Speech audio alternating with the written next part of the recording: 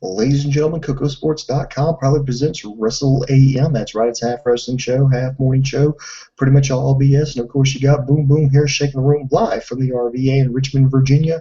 Going to talk about some NXT live on the WWE Network. Of course, this show coming to you live from Full Sail University. And the question we asked at the beginning of every one of our reviews is, what did you think? What did you give the show? Do you give it a win, a loss, or a tie? So down here in the comment section, please put any questions you may have. And also, did you think tonight's show was a win, a loss, or a tie? Your humble host here is going to give it a win. Some people, I think, I could probably understand why they would go less than that. But to be honest, I liked it for different reasons. I liked it because the main event was absolutely amazing. I mean, our title says it all. You know, Breeze, Itami, Thrill, Full Sail University. It was a good 2 out of 3 falls match. We had the return of Sami Zayn. We have a new. It looks like they're building up new challengers for the NXT Championship.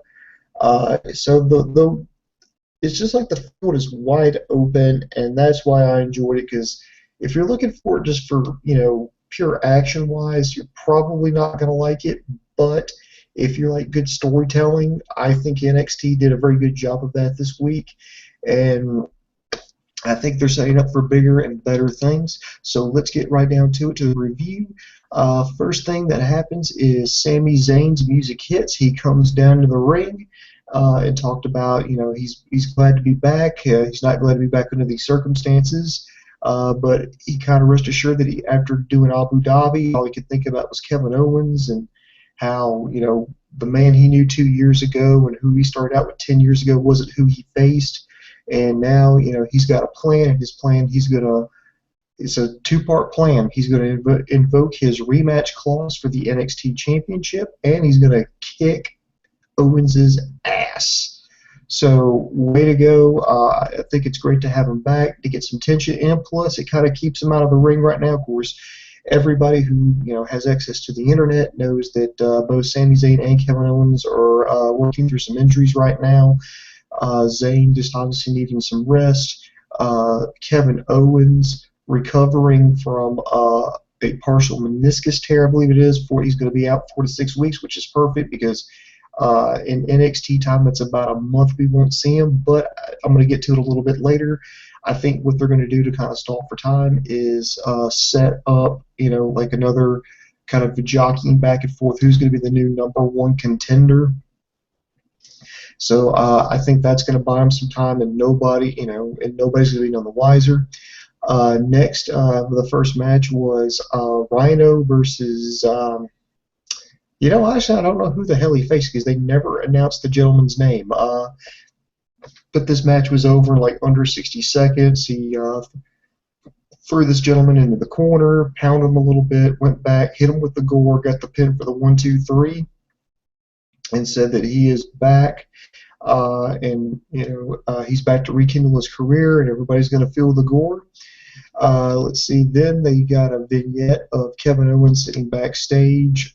Apparently, after his match, after beating Finn Balor, they showed review from last week. He said, "Hey, I won the match. That's the only thing that's important to me." And I like the development of. I like the development of Kevin Owens' character, and I like this. He's just kind of, he's one man on with a singular mission: protect that title at all costs, to feed his family. That's the motivation. That's the fuel that's feeding his fire. I absolutely love it. I think they're doing an amazing job booking him. And right now with his injury, I think they're going to just kind of keep him to the background right now. Maybe have him go out and maybe do some promos, maybe do like a sneak attack on somebody, but keep him out of the ring till he's fully healed up. And be honest, if I'm NXT, I'm not going to push it. Not going to push it. I think it's best to kind of keep us waiting and wanting more. And plus, it's working around real life. Next, we go to a women's match. I'm not going to say divas here with NXT anymore. Bayley versus Emma. Now the setup for this is if you follow like the storytelling, and as I said at the beginning of the show, what I liked about the storytelling aspect of this is they're following through with things, and they followed up with another thing, and I'll explain that later when we get to that segment. But Emma comes back to NXT.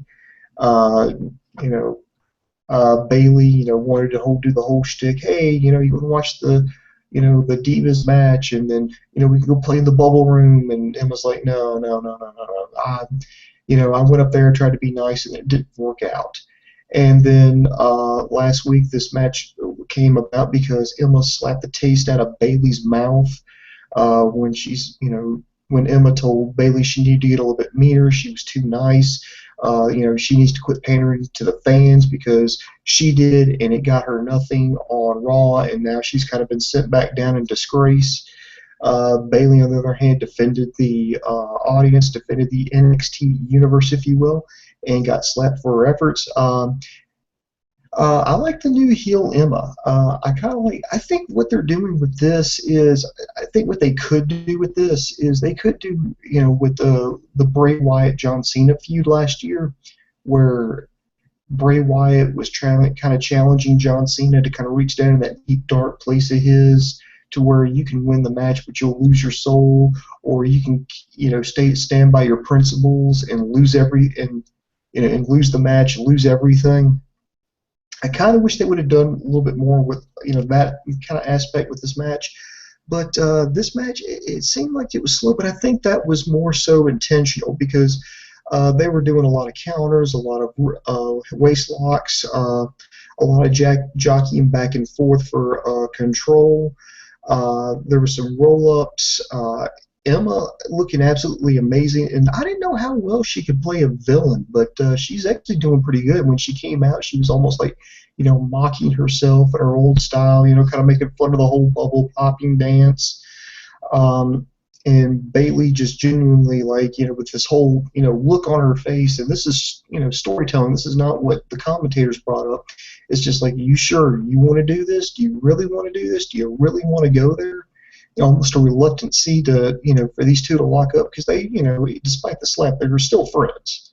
And I think they approach it with a humanistic character of, I'm about to fight my best friend. So, yeah, I guess I can see that hesitation there.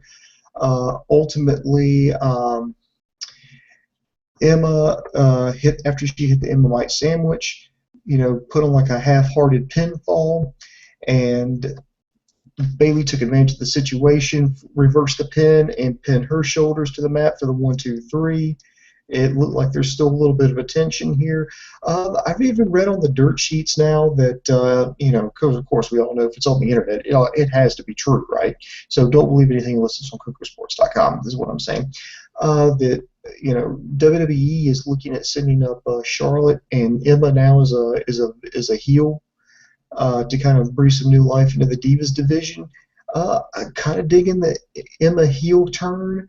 I'm interested to see where it's going. Maybe this is what they're got her here for, is to kind of tune up and perfect the character. It's like a slow turn to the dark side, and I think that's just great storytelling. And they're not rushing it. And I wish some WWE would take notes, with NXT about how they're doing it.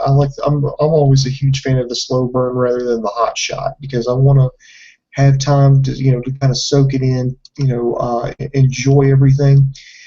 All right, next here we have a. By the way, I should mention that Becky Lynch is basically mentioning that she's going to challenge for the women's title. Okay, now we get to the tag team championship match. You have the former champions, the Lucha Dragons, who, by the way, debuted on Raw. I'm going to speak more on that personally later this week, versus the current reigning champions, Blake and Murphy, or as we call them here at cookersports.com, the Dubstep Cowboys. I'm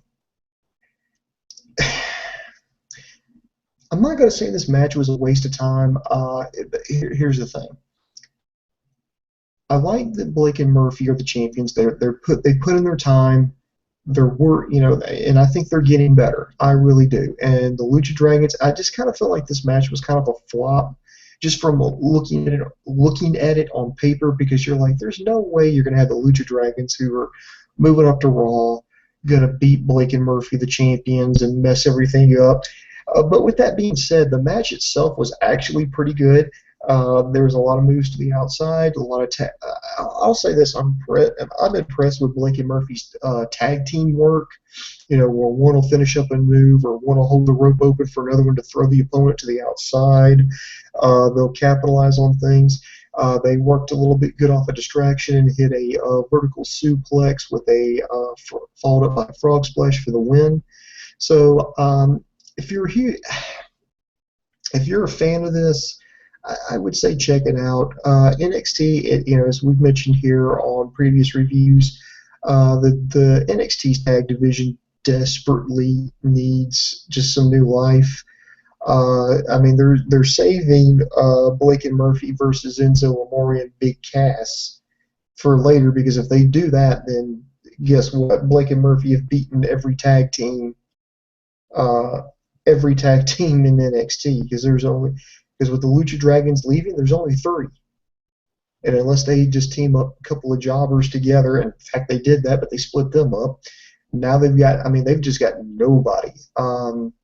In fact, I feel sorry for the Vaudevillains, because they can't really have a feud or a number one contendership. Well, not that they can have the number one contendership match, but they can't have just a straight up tag bout with Blake and Murphy, because they're both heel teams.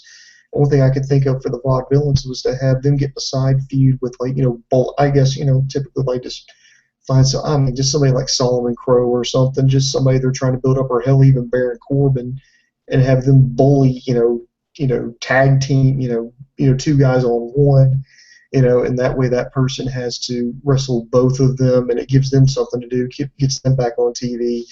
And I'm actually hoping that down there at Full Sail that they're able to crank out another tag team or something, just to kind of inject some new life. I mean, hell, I think if it gets any worse, me and Dave are going to tag up and we're going to go down there. Hell yeah, we'll job to Blake and Murphy, but at least it'll be different. Ooh, a Foundation Express rides at Full Sail University. I like the sound of that. Love it. Book it. All right, and like I said, be sure to put your comments down here in the comments section. Let me know what you think about tonight's show. Was a win, loss, or tie? Next year, we had Jason Jordan versus Ty Dillinger. Now, I know some of you are kind of scratching your heads going, who? What? But I think that's the point. When I was saying, what I like about NXT is that they do, they storytelling and they follow up on stories. And this is a story that definitely need to be followed up. I mean, you've got to constantly work on your stars for tomorrow. You really do. Jason Jordan and Ty Dillinger were wrestling in a match. It was, I believe it was either against the Lucha Dragon. No, I think it was Blake and Murphy. Forgive me, I know somebody's going to correct me here. But Ty Dillinger tagged himself in. Would not tag back in. Jason Jordan is like, no, I got this. And Jason Jordan had enough of it and walked out. Well, apparently these two were feuding, and so these two started tying it up, which is, and I know some people could probably bash this match and go, oh, well, this is a waste of time. Who are these two guys? Well, that's the point. You got to build these guys up. I mean, if you're going to be a factory for WWE, you got to start bringing up the new guys. And if these guys are back in the training room and they're busting their ass, you got to start at the bottom and work your way up. And obviously these guys are at the bottom, but it wasn't a bad match. They're really playing up Jason Jordan's amateur career. He had the singlet on. Like, he came out, I thought he was just wearing normal trunks, but no, he picked up the straps, wrestled for like 60 seconds with it, and then dropped the straps, and then did a lot of belly-to-back suplexes followed up by elbows. The only thing I really didn't like it was the fact that he hit like a suplex or something for the end, but Jason Jordan gets the win over his former tag team partner, Ty Dillinger. And another thing, Jason Jordan, man, you could tell he's putting time into the gym. Man, his physique just looks phenomenal. When you think like stereotypical professional wrestler, I mean, a young kid, absolutely cut, perfect tan, perfect haircut, got that Pepsodent smile, and props to you if you know what the hell I'm talking about on that one. So I like that, that they're paying attention to the stuff, even these guys lower in the card. They're paying attention to these feuds, and they're following up on it. And maybe, they're going to develop these guys. I'm not saying both Jordan or Dillinger are going to be like these big superstars that are going to be future NXT champions, but it at least gives them an opportunity. which is what I believe that NXT should always be about. Opportunity and give them, and sometimes you need to have the chance to fail. You really do, because that's the only way you're going to succeed is if you fail. I know that sounds kind of crazy, but from someone here in my personal life, I have fallen on my face. I don't know how many times, but I've had to get back up, learn from it, and go back and get more. And I think these two need to have I think that's what everybody on NXT needs to have. They need to have the opportunity to fail and learn and get better from it. That's how you're going to create your next crop of superstars. Who knows? You may get somebody that surprises you. I mean, nobody's doubting a second for Hideo, Itami, and Finn Balor, and Sami Zayn and Kevin Owens can go. But these younger guys that we don't know, let's give them the same opportunity. Let's give them the same chance. And I feel like this match did that.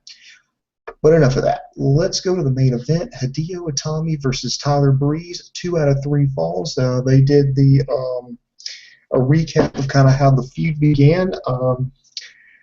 Then let's see. The first pinfall came relatively quick. I thought it was going to be a while, but Hideo Itami takes the first pinfall with a flying drop kick. It's the first win. And then the referee was checking on Tyler Breeze. Breeze was obviously trying to gain his composure. Hideo Itami wanted to obviously go in and finish off his opponent. Turns out Breeze was playing possum, used that opportunity to hit the glamour shot, a beauty shot, and got a pinfall. Then the match went into fourth gear. Let's see. I mean, there's just tons of, just drop kicks. There was back and forth. There was a pinning combination. A flurry. I mean, just basically a flurry of pinfalls is the only way to really just describe it. But in the end, Breeze managed to connect with a supermodel kick. Hideo Itami managed to kick out. They went to a slugfest, a lot of hits and misses. Hideo Itami hits the running corner drop kick. Breeze misses the beauty shot. Hideo Itami connects with another drop kick, and then just out of nowhere, what it looked like Hideo Itami's going in for the kill. Boom! Tyler Breeze hits the beauty shot off the ropes, gets the win. So I'm interested to see where they're going with this. I'm interested to see where this. Hopefully, this is maybe it for this feud. They're going to take Tyler Breeze to the next level. And speaking of that, iJapan, longtime CocoSports.com listener, probably our #1 fan, says any show with Kenta is a win. Do you think Kenta will go up to WWE soon after the Mania success? Japan, let me tell you something.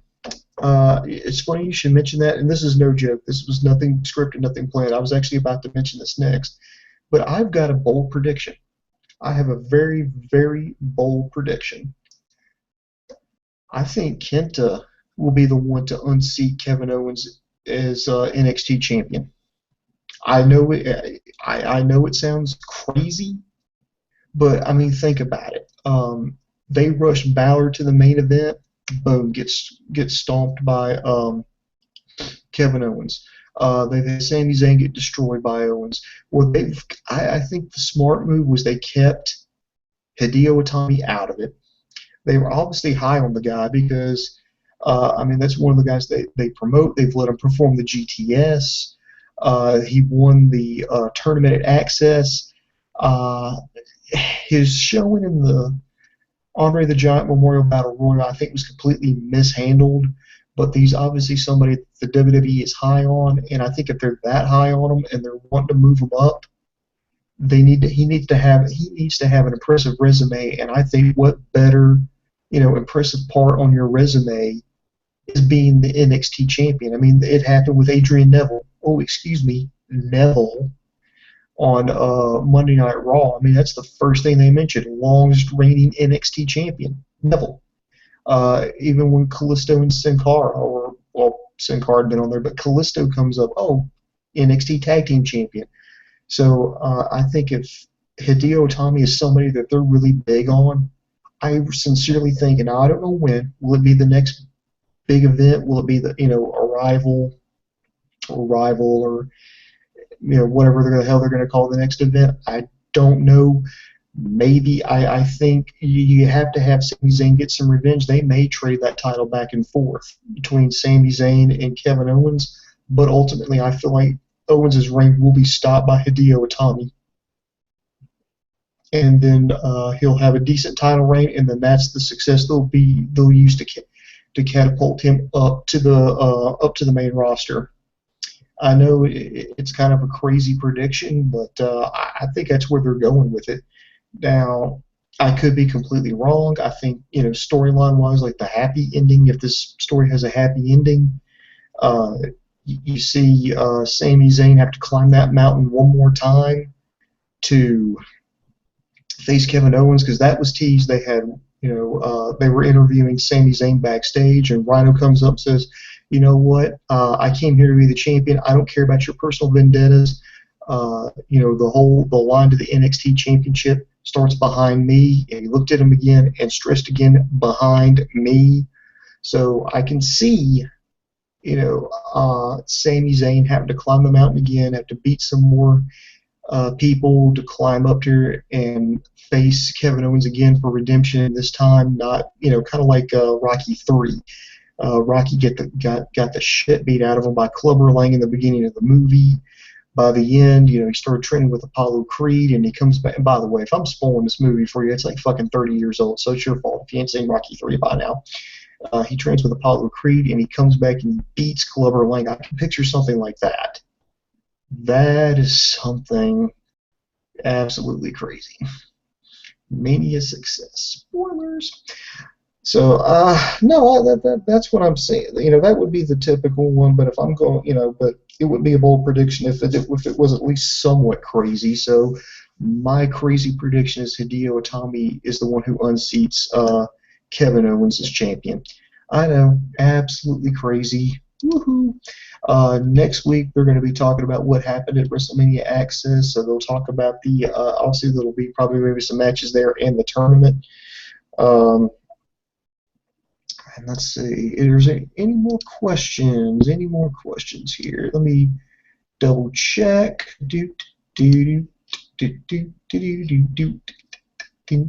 That's the intermission music, by the way. I don't think there is. So I guess I'll just wrap it up here, and I will tell everybody to go visit KokoSports.com. That's KOCOSports.com. It's your home for all combat sports. That includes boxing, mixed martial arts, pro wrestling, amateur wrestling, sumo wrestling, taekwondo, kickboxing, judo. If you can get your nose broke doing it, we got you covered there on the site. You can also need to check out our news and gossip section that's updated daily, courtesy of Rob, and then also check out our video on demand section. And the best part about KokoSports.com is it's absolutely positively free. And coming up, let's see, we got a Lucha Underground review coming up here. We've also got, I'm going to give my analysis of WrestleMania 31 and the Raw follow-up. There's just tons and tons of things going on. So just keep it locked down here. Like, subscribe to us on YouTube, Facebook, Twitter. If it's on social media, we've got an account there. So like us and subscribe to it. We could be having a Stump the Idiot coming up soon, so get your questions in for that. And I think that's actually just going to do it for me for right now. So stay locked on to KokoSports.com. It's your home for combat sports. It's where the world goes to kick ass, and most importantly, where it's okay to be a passionate fan. So this is Boom Boom with KokoSports.com, and for my partner Dave Kokotis, I am over.